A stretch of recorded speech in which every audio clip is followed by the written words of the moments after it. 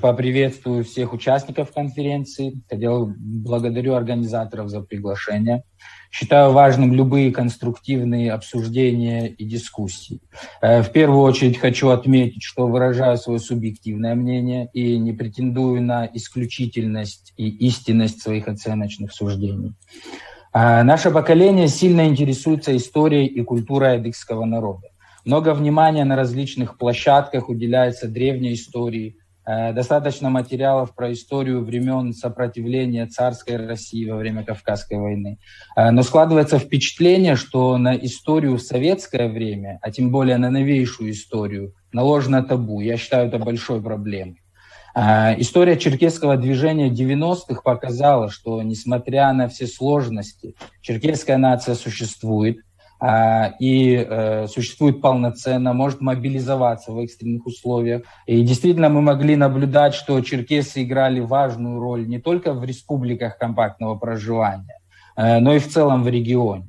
Образование Республики Адыгея, что в первую очередь повлекло за собой закрепление черкесского флага в статусе государственных флагов Российской Федерации, таких организаций, как МЧА, появление политических титанов федерального масштаба. В первую очередь, конечно же, мы говорим о Юрии Ханзатовиче Калмыкове. Работа в международных организациях, выступление представителя черкесского народа с высшей мировой трибуны ООН, где были озвучены актуальные и важные проблемы черкесов. Можно вспомнить и активное участие черкесов в регионе, в таких конфликтах, как грузино-абхазский конфликт, Первую Чеченскую войну, где была оказана полномасштабная поддержка. Если говорить о Чечне, мы можем с уверенностью говорить, что эта поддержка оценена чеченским народом. Эта поддержка была как политическая, опять же, вспоминаем Калмыкова и его отставку в знак протеста против войны в Чечне. И гуманитарное принятие сотен и тысяч беженцев, гуманитарная помощь. Это и миротворческая миссия, такая как обмен военнопленными. Нужно вспомнить и об одном из важнейших успехов. Это возвращение целого поселения косовских адыгов.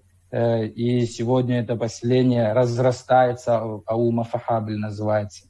То есть можно констатировать, что в 90-х был пик развития в новейшей истории. И у черкесов начала вырабатываться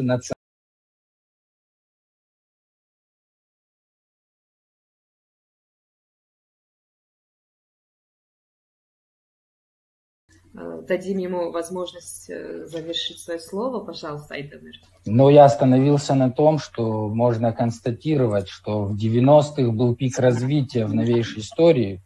У черкесов начала вырабатываться национальная идея, а именно возрождение национальной самоидентичности, в основе которой, конечно же, лежит культура народа.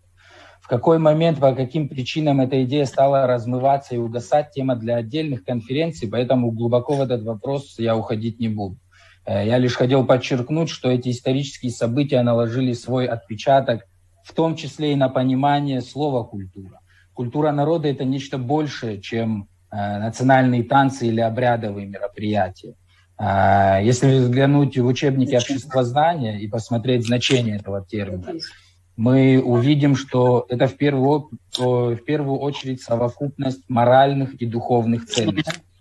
И если в области сохранения народного фольклора проделана большая работа, то в области нравственного воспитания, духовного обогащения, что является основой черкесской культуры, есть проблемы. Сима, пожалуйста. Да, микрофон. Спасибо, пожалуйста. Микрофон, пожалуйста, выключите на время.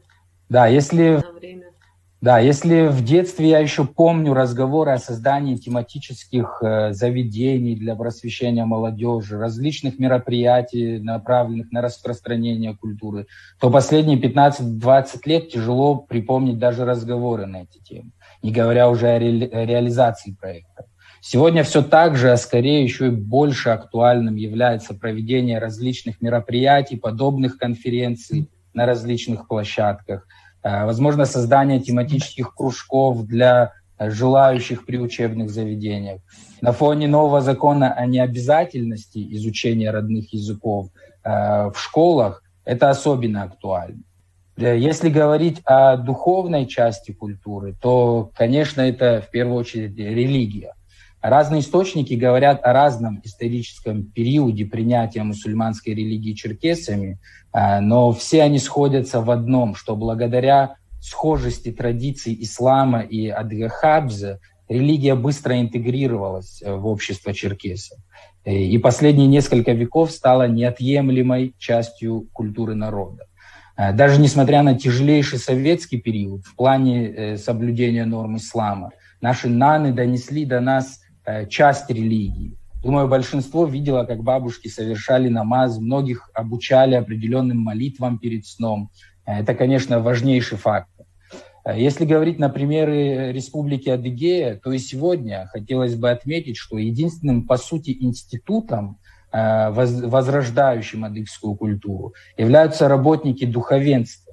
Отношения с родителями, соседями, поддержание родственных связей и, в общем, нормы взаимодействия человека и общества являются основой культуры. И это то, чему исламские проповедники уделяют особое внимание, так как нравственное воспитание, сохранение народных традиций, не противоречащих религии, сохранение родного языка являются обязанностью мусульман. Те, кто следят за страницами духовенства в соцсетях, могут наблюдать множество конференций, поездок, встреч с молодежью в городах, аулах, не только Адыгеи, но и Краснодарского края. Но я считаю, что, конечно же, этого недостаточно. Необходимо задействовать все ресурсы, потому что процессы глобализации сами по себе ведут к поглощению малых народов, их самоидентичности. И противостоять этим процессам для сохранения родной культуры и языка нужно с полной отдачей. Насколько я понимаю, именно для этого созданы общественные организации. В первую очередь я, конечно, имею в виду МЧА, ХАСы, которые есть в каждом регионе проживания адыгов. Именно от них должна исходить инициатива по созданию программ по объединению и укреплению связи разбросанного народа, по просвещению молодежи, детей, привлекая экспертов в разных областях, от юристов, экономистов до историков, лингвистов, которые смогли бы вырабатывать программы в рамках законодательства стран проживания. Я не знаю, как в других странах, но в России подобные мероприятия невозможно проводить без поддержки государства и бизнеса. Любые несанкционированные мероприятия в этой области чреваты для организаторов статьей за экстремизм.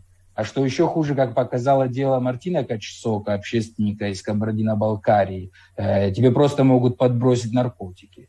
Наверное, поэтому в первую очередь я говорю о юристах, когда говорю о привлечении экспертов. Опять же, если говорить на примере Адыгеи, однозначно, что большинство коренного населения проживает в сельской местности, поэтому начинать работу необходимо именно в аулах. Это актуально еще и потому, что в селах высокий уровень безработицы, соответственно, молодежь не занята активной жизнедеятельностью. Если в летний сезон мы можем сказать о земледелии, то зимой это абсолютное безделье. И это, конечно, является главным фактором роста в последнее время употребления наркотиков и алкоголя. А с присутствием этих заболеваний культура, естественно, деградирует. Если 20 лет назад фраза «Уадбигата» могла отрезвить каждого первого, то сегодня мы наблюдаем тенденцию отдаления от этой формулы. Нам не нужно придумывать велосипед. Все, о чем мы говорим сегодня, уже поднималось пару десятков лет назад. Я вот привел в пример такой журнал, у меня лежит, называется «Черкесский мир». Он датирован 98 годом. Если его почитать, мы видим, что все, что мы обсуждаем сегодня, все вопросы, о которых мы говорим, и даже более того, уже поднимались пару десятков лет назад. И нам нужно лишь провести работу над ошибками, скажем так, проанализировать, почему это мощнейшее черкесское движение 90-х не смогло достичь всех целей, которые были поставлены. И более того, я считаю, что предалось забвению это движение, переоценить, возможно, исправить какие-то ошибки и продолжить воплощать в жизнь начатое предыдущим поколением. И в завершение я хочу еще раз поблагодарить организаторов в лице Международного черкесского культурного центра в Тбилиси. Я изучил программу, увидел самое широкое представительство черкесов со всего мира. Это не может не радовать. И остается выразить надежду, что и адыги, проживающие на исторической родине, будут иметь возможность свободно рассуждать и дискутировать о проблемах и чаяниях своего народа, которые сегодня становятся еще более актуальными. Я благодарю за внимание. Еще раз спасибо за приглашение. Мы тоже благодарим. Интересно. Мы тоже благодарим.